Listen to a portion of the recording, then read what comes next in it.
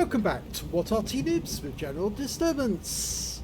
We've got an Object 277 in the centre of the frame at the moment, and this one is located on the southwest spawn of Highway, and it's under the command of Twist3dRaptur3, and he's in platoon with Oppenheimer.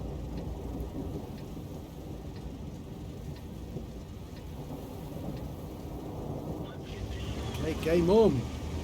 13cm gun on the 277. It was a derivative of the T10. It's got a very unusual upper plate, as you can probably see. Kind of, it's got those kind of that V-shaped thing, the splash guard, the same as on the T10, and it's supposed to be fairly bouncy on enemy shells, but I'm afraid it's unreliable armour on both the upper and lower glacis, so ideally you want to try and avoid the enemy getting shots on you if you can, angle well, and you might be able to fend them off. Turret armour is okay, very strong turret actually, very few weak spots, and you can see the cupola, well, almost non-existent. Okay, he's making his way into the city. He's got a 13cm gun. It's the same 13cm gun that was developed for the IS-7 but never used. They manufactured two of these as prototypes. They underwent trials in 1959-1960, but neither was accepted, or the 277 wasn't accepted because there wasn't any significant changes over the existing tanks or the existing designs. Okay, targets. Well, first shell didn't penetrate the IS-32. He's loading standard ammo at the moment. The alpha damage on these shells is 490 alpha, penetrating 265mm with the standard. He's going to load the heat rounds for the next one. 340mm of pen with the heat. And now he's loading premium. He took a round from the IS-32. Luckily he only took one, not two. Okay, premium rounds loaded. He should find it a lot easier to punch them through, but there's some Progetto 66 out there firing rounds at him, so I think he's going to shoot at that Cranvarn just over there, but he's looking this way at the moment. You see Oppenheimer in the T95 FE4201 Chieftain. And he's going around the silo to get at the enemy tanks in that courtyard. Okay. No, I don't think that one connected. Of course, the trouble with firing at the Cranvarn is if you aim at the turret, chances are it's going to hit the heavy armour on the front, the heavily angled armour, and he's going to lose it. Oh, that's a nice shot. And that's the Progetto who actually hit him earlier. And he gets a high roll for 533, which is very nice indeed. All the Progetto can do at the moment is hit the tracks. And now we're going to hit him again. Nice. Low roll this time, 404. Did take another round from the IS-32 this time. That one worked. That's a high roll for 499, and he's blocked the most damage now. Huge amount of damage, 2,110, so he's got a potential steel wall if he can survive the battle. That means he's received at least 11 hits from the enemy.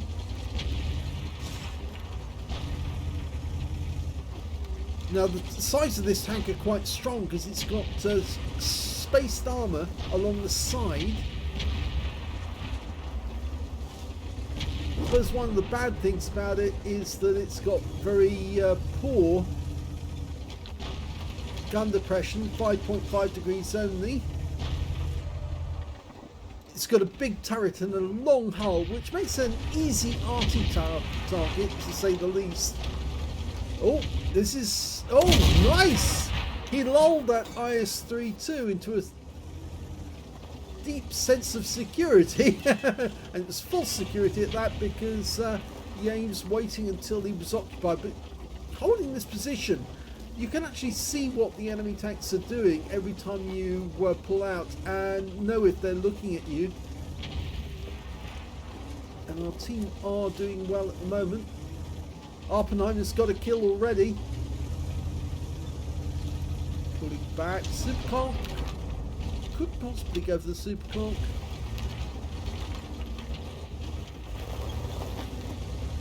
Hello, got him this time. Yes! And gets another hit into the IS-32. This time low roll for 386. He deflects one. Goes for the low plate. Yep, gets the IS-32. He's out of the game. Now that wreck's going to provide cover for the 257. He's a little further up, so he's changed position. He's now going to go after the Superconk. Can he get a shot at the Superconk? Well, unfortunately that one didn't work because he's actually firing heat, and he probably needs to be firing AP. Because otherwise the heat will go off if it hits the wall. He's much better off firing standard ammo straight through that brick wall. Now he's on the corner. Now he can do him with heat. Now it's got the perfect position to do him with heat. It's a good side scraping tank, the 277. Yep, well that one went through, but he did take a round from the 120mm, and it's an average roll. But he got a high roll on the Superconk for 507. And now we're going to have a look at that 257. I think the enemy's not covering this corner. No, they're not. So we can actually go up and get behind them, and that'll put pressure on the enemy. They won't be expecting somebody to be coming in behind them. It'll change their tactics, and it could actually disorient them because, yeah, they have to defend from two different directions at once. The 4502's holding back, but we've got the ass end of that 257, and he pumps around in with a high roll, 578. Nice. I suppose he should shout out, anyone wants an enema? Yeah, because that 257 is getting an enema. Now, is he still going to be there? Let's have a look around the corner. 257's coming this way, but he still gets a big round into him, a high roll. And the 257, well, he gets a high roll as well, but it's not going to help him much because he's now a two-shot. Thank you. Oh, hit the tracks. He angled as much as he could. Now he's got to fall back and use this corner. Okay, put your nose in the corner because the upper bases and lower bases are not that strong. But he can. He's trying to tempt us to shoot. And he got that one, yeah. 447. It's a low roll. But the 257 feels comfortable now that he can sit there and wait for us to come out. And he's failed. And that's the end of his game. Nicely done. So that's 2 kills now for Twist3dRaptur. And the Batchat 25 tons come into play. Now remember, he's a autoloader, and he's desperately trying to get through. He's not having much success, and that's a kill. He fired 3 rounds in, and every one of those 105mm rounds bounced. So that's good. That is really good. There's only 2 enemies left: the Heshbon and the Striv 103B. So it looks like they've got this one in the bag. Twist3dRaptur's got 3 kills. Unfortunately, Oppenheimer died. I didn't see when that happened. But Twist3dRaptur got a good result. There's the Heshbon coming up. And nice! Got a high roll there, 545. Can I have unleaded, please? No, I don't think it is unleaded, actually. I think they want diesel, don't they? But that's it. Game over. Guns up. Oh, he's bushy. Here's the end of battle stats, and that was a first-class tanker for Twist3dRaptur in the Object 277. He managed to get a shell proof for blocking more damage to hit points to his own vehicle, a duelist for taking down 2 tanks who damaged him, a fire for effect for doing more damage than hit points to his own vehicle, and a hand of God for surviving the battle, having received damage from 4 different enemy tanks.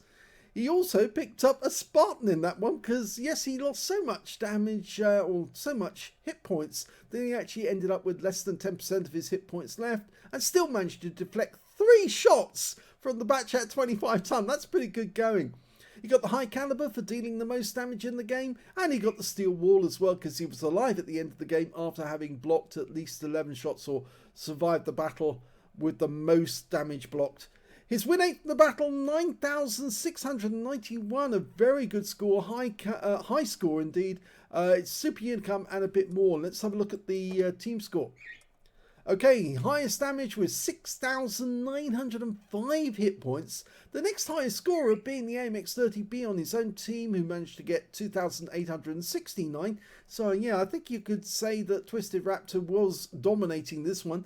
And the third highest damage went to the Super Conqueror on the enemy team with 2,726. We can see that Oppenheimer, there he is, managed to get 1,944, which proves he wasn't slouching. He was getting a lot of damage done. He did get 2 kills as well. When it came to kills, though, it was the AE Phase 1 who did the best. He got 4 kills in that game. 3 kills went to Twist3dRaptur. 3 kills went to the Striv 1030 on his own team. The enemy team didn't get anything more than 2 kills. And in fact, actually, it was that batch at 25 ton who was desperate to get a 3rd kill off Twist3dRaptur, but unfortunately it didn't work out so well for him. When it came to base XP, Twist3dRaptur got that one with 1,149, the EBR90 got 1,003, and the AE Phase 1 got 939, with Oppenheimer in 4th place with 865. Twist3dRaptur fired 21 rounds of 13cm ammunition. He got 18 direct hits on the enemy and 15 penetrations. Damage of 6,905 hit points, all of it done at close range. He received 19 hits from the enemy. 3 from that batch at 25 ton right at the end of the game. Only 6 penetrated and 13 non-penetrations. 4,160 hit points of damage blocked by armor. That's quite a lot. He also spotted 3 enemy vehicles, damaged 7 of the enemy, killed 3 of them, and let's have a look. He earned 88,068 credits from the battle, 44,034 from personal reserves, 132,102 for the battle overall, and after repair, ammunition, resupply and consumables, yeah, he actually made a loss of 20,203 credits. It's mostly down to the fact that he did use some premium ammo, and of course he had consumables as well, and combined those two together, and that took away everything that he earned, but I don't think you'll be too worried about that. 7 bonds for this vehicle's special ability, 1,723 XP times 2 for the first victory. Same again from personal reserves, took away 5,170 experience points altogether. So the Object 277, yes, it's basically an upgraded T10 in many ways, or a derived T10. It has an auto-loading system, or a load assist system, I should say, inside the vehicle to actually help the loader select the 2-part ammunition and put them into the gun. Let's have a look at the armor.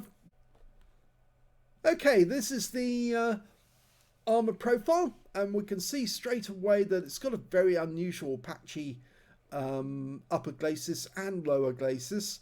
If I show you the lower glacis to start with, you can see looking head on, the impacted armor is only 140 there, but because of the angling and everything, it's actually 200 millimeters overall. And on the upper glacis, again, impacted armor is around the 107, 112 mark, but because it's so well angled, it's still getting around 200, 210. The turret is very, very strong. You notice that it's saying impacted armor 290 millimeters, but effective armor is 322 because it's so nicely rounded. Good cast turret there. There's not much of a weak spot in that cupola either. Even though it's showing impacted armor 224, it's very narrow, very difficult to hit, and it's still getting at least 240 or thereabouts. And even if you look at it from the front, yeah, it's 240, so still very, very strong. Again, we've got this weirdly shaped spaced armor. It's a kind of boat shape or V-shaped hull, which is obviously going to deflect shots. So if you aim for this area here, it's more than likely going to get deflected. And the armor is, again, it's only 90 millimeters, but effective armor 206. And if you aim a little lower, trying to go between the plates, or between the tracks rather, you stand a much better chance of getting through, because 90 millimeters, because it's straight down at that point, yes, you're going to possibly be able to punch through that. But if you're shooting at an angle like this, it's still only 115 or 114. So yes, you should be able to make it through the tracks. So that's probably your better option than trying to go for the top part of the hull or the upper plate or the lower plate. But as I've said, it is an unreliable upper and lower glacis, so possibly you could aim for that. Rear of the hull, fairly weak. 15 millimeters impacted, effective armor 53. Very, very weak indeed. So that's the armor profile. Best to aim for the sides if you can. Not to hit the spaced armor. Try and avoid that if you can, because more than likely you're going to ricochet at this angle. As you can see here, it says ricochet. Even if you try and aim in this area here, 100% chance of penetrating through the tracks. You could probably punch through the sides of this thing and track him at the same time. Let's have a look at modules. Okay, here's the module placement. They do have the module placements on for this tank. You can see the driver's sitting up front and he's sitting right between two ammo racks. Oh dear, that's going to be expensive, especially if you're punching your shell through at this spot. It could actually hit the ammo rack down below. Where the rest, well, there's the gunner sitting on the right hand side and he's got his viewport there. Right behind him is the commander and he's got a radio set right next door to him. The loader, you can see there. Oh, let's get it back up. Let's turn it round this way. It's much easier to do it. That's better. There's the loader. He's got a ready rack of ammo directly behind him. And there's a carousel underneath the, I think it's underneath the gun. And as I said, it's two-part ammunition. Now the carousel stores 15 of the shells upright and 15 of the shells horizontal. Now I think the 15 that are horizontal are the ones up front or the ones in the back here. And the carousel helps the loader to select the shell and put the shell into the breech. So it is kind of like an autoloader, but it's a mechanically assisted loading. That's what they would call it, because the shell is quite a heavy one. It's a 13cm shell and it has to be two-part ammunition. So he has a machine that actually helps him select the right shell and put it in. Now, if we look at the other modules, there's the fuel tank. It's wrapped around the engine. Well, that's not going to be good, is it? If you get hit or somebody aiming for the engine, then you've got a good chance for fire or the engine being knocked out. There's the transmission right at the back. You can probably hit and penetrate the fuel tanks firing between the tracks here. If you remember, it's spaced armor up here. So if you try and aim in this spot, it might deflect the shell downwards. So ideally you would aim behind or in between the two rollers, or return rollers at the back, and that's your best chance of getting a fuel fire. And back of the turret, if you want to try and get an ammo rack, either that or you aim just behind the center of the turret and in the body, and that's where the ammo rack is. Again, I would try and suggest that you go for the second set of rollers, or right in the middle of the tank, because it's got 4 return rollers. So if you actually count the return rollers back, this one or this ready rack, the upright ammo rack, is the one that you want to aim at right in just behind the middle of the vehicle, and that should set that one off. So there you go. There's the placement of all the modules. So I hope you enjoyed that replay. If you did, please give this video a like. Do subscribe to our channel. Leave a little comment down below because it feeds the algorithm. And thank you for watching.